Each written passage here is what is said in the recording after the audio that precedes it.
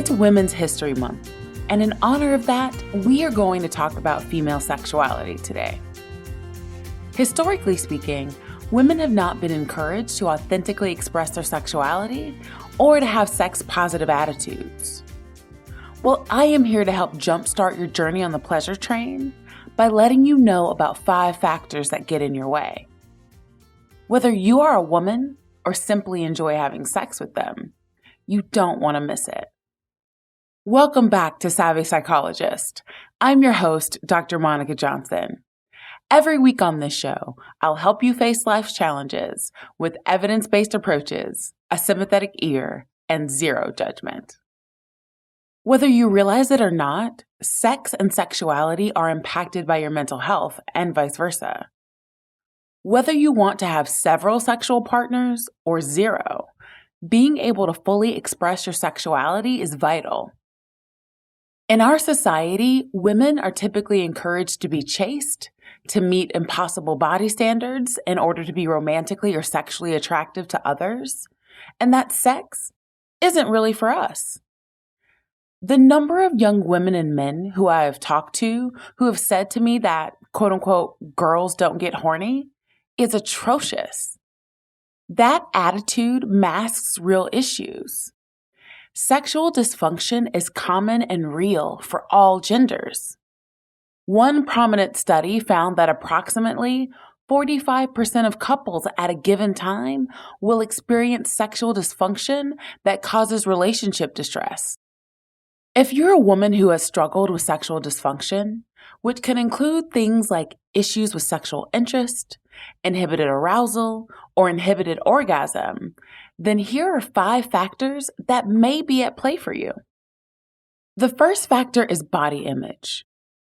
Our society does a good job of making us all hate our bodies and motivate us to change ourselves to meet this unrealistic standard. It's hard to feel sexy and attractive when you look around and the women who are exalted in our society have a fundamentally different body shape or skin tone than you do. Additionally, many women are raised with more than their fair share of body shame and sex shame. I grew up in a Southern Baptist household, and my mother's advice about my body when I was a teenager was simply, keep your pants up and your shirt down.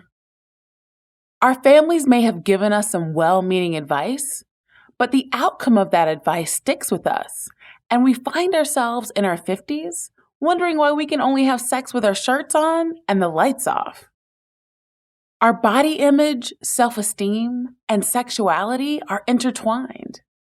When you get these messages from your family system and or larger society that, number 1, you're not beautiful because you don't fit a particular beauty standard, and number 2, you shouldn't explore or engage with your body in a sexually exploratory manner, it runs deep. It's a good idea to explore the messages you've received about your body and your sexuality across your lifespan. Try to make sure that your sex life is congruent with your particular value system and to process and work through any incongruencies that may be present. The second factor that gets in the way is called spectatoring. Spectatoring is when you monitor yourself or your partner during sexual encounters. Spectatoring leads to performance anxiety and disconnection from the experience. Spectatoring typically focuses on 3 different areas: over-focus on oneself, over-focus on the partner, or thinking about the relationship during sex. Have you ever thought to yourself, are my boobs too small? Does everyone's thighs jiggle like this? Why am I not lubricated yet? Will I have an orgasm this time? This is classic over-focusing on yourself. Over-focusing on your partner might lead to thoughts like, do they think I'm fat? Is he turned on enough? Will she be disappointed if I don't have an orgasm? And if you're over-focusing on the relationship, you might be thinking, do we still love each other? Will we ever get married? you can see how this type of pondering can become a real turnoff for you. Another factor that is linked to this for me is poor body awareness.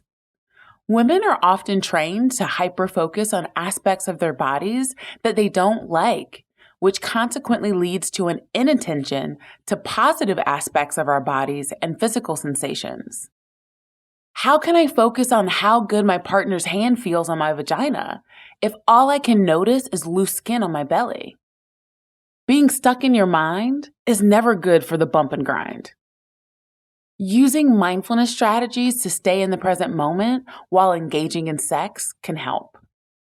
This leads to our next factor, which is sexual inexperience. One study found that the absence of self-directed and curious sexual exploration in childhood is a predictor of sexual dysfunction in young adulthood. I want to be clear that I'm not talking about abusive experiences. Sexual curiosity and various sexual desires and behaviors across the lifespan are normal. For instance, it's not problematic for kids to play house or play doctor. When we haven't had developmentally appropriate sexual experiences, then we have poor self-confidence and anxiety about approaching sex in our adulthood. As a result, you might avoid engaging in or even thinking about sex, which will only exacerbate the issues.